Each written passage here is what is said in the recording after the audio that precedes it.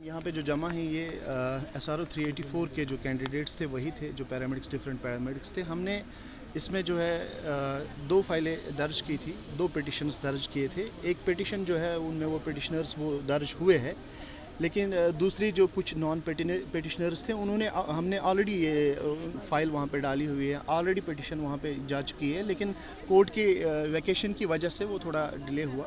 क्योंकि हमारा केस भी वहाँ पे लगा था, तो इसलिए ये नहीं कंटेम्प्ट ऑफ कोर्ट नहीं कर सकते हैं, क्योंकि हम भी सब जुडिशियस है। और इन्होंने जो है इन्होंने कोर्ट के ऑर्डर का वेट करना था, उसके बाद ये जो भी होता उसके बाद ही होता, लेकिन ये इन्होंने इससे पहले था। SRO सेम है सर, इनमें से 94 निकाले हैं, बाकी 350 हम हैं, वो काम अभी कर रहे हैं, मतलब अभी वो भी है, उनका स्टेटस को मेंटेन है अभी। तो हम चाहते थे कि इसीलिए प्रोटेस्ट कर रहे हैं कि जब तक सुप्रीम कोर्ट ना हो हमें हमारा स्टेटस को भी वैसे ही मेंटेन हो। और इन्होंने अचानक से ये बिना नोटिस के ही हमें ये चीज़ बाहर निकाला है। अगर आप देखेंगे बहुत सारे सेक्शन इंचार्जेस हैं, उन्होंने charge hand over take over करना है, उन्होंने मतलब कुछ भी नहीं ऐसे ही वहाँ पे छोड़कर यहाँ पे आए हैं। तो हम नहीं चाहते हैं कि पेशेंट केयर सफ़र हो, और हम पढ़े लिखे यूथ हैं, हम ये नहीं चाहते सड़क पे धरना दे, सड़क पे ये करें। लेकिन आप भी इंसाफ, आपकी वसादत से हम ये चाहते हैं कि हमें भी इंसाफ मिले। हमने अपनी पूरी जवानी इसको दी है, इस डिपार्टमेंट को दी है। हमने कोविड में जब था या 2019 अनरेस्ट था, जब इससे पहले भी जितनी सिचुएशन है, हम उन फ्लड सिचुएशंस थी, हमने उनमें काम किया है, और हम फ्रंट लाइन जो है वॉरियर्स थे, और हमें बहुत सारे नवाजे गए, ये हमें बहुत इज़्ज़त दी गई थी, नहीं आपने जान बचाई। हाँ, हमें से बहुत सारे लोग ऐसे हैं जिन्होंने अपनी जान भी गंवाई होंगी, और बहुत सारे लोग हैं जिन्होंने जो है अपनी सेहत गंवाई है। किसी को निमोनिया 2-3 बार हुआ, किसी को लंग क्लैप्स हो गया, तो किसी को जो कोई अपाहिज हो गया इसकी वजह से इनके जब अनरेस्ट था। तो हम बस यही चाहते हैं, हमारी दरख्वास्त है, हम बस रिक्वेस्ट ही कर सकते हैं कि मेहरबानी करके हमें भी जो है वो टाइम पीरियड तक, जब तक सुप्रीम कोर्ट अपना डिसीजन नहीं सुनाती हैं, तब तक हमें कंटिन्यू और अपने जो ऑर्डर प्रिंसिपल ने निकाला है वो रिवोक करे, मेहरबानी करिए। बाकी हमें कोई ये चीज़ नहीं है, चाहते हैं कि हमारी वजह से पेशेंट केयर सफ़र ना हो। हम खिदमत के लिए हैं, हम हमेशा खिदमत करें।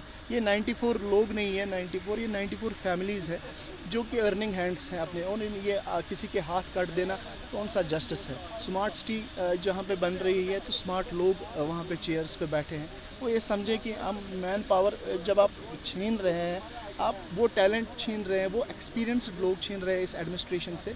आप वहाँ पे MRI मशीन्स दे रहे हैं, लेकिन MRI टेक्नीशियंस यहाँ बैठे हैं। आप थिएटर बना रहे हैं, लेकिन थिएटर असिस्टेंट्स यहाँ ही बैठे हैं। तो हम चाहते हैं कि यहाँ नर्सेस हॉस्पिटल बना रहे हैं, लेकिन स्टाफ, एक्सपीरियंस्ड स्टाफ जो है, जो जिम्स हैं, उनको आप बाहर निकाल रहे हैं। 384 के तहत बोल रहे हैं, हमें अचानक से ये नोटिस मिल रहा है कि आप जी डिसएंगेज हो गए हैं। हमारे पीछे भी फैमिलीज़ है, हम भी अकेले नहीं है, फैमिलीज़ है, हम भी डिग्री होल्डर्स हैं, हम बैकडोर एंट्रीज़ नहीं है। कुछ ऑफिसर्स यहाँ पे बोलते हैं कि ये बैकडोर एंट्रीज़ है। हमने भी MSc किए हुए हैं, हमने भी BSc किया हुआ है। ऐसा नहीं है कि हम कहीं से उठ के आ गए और यहाँ नर्सिंग काम कर रहे हैं या टेक्नीशियन काम कर रहे हैं।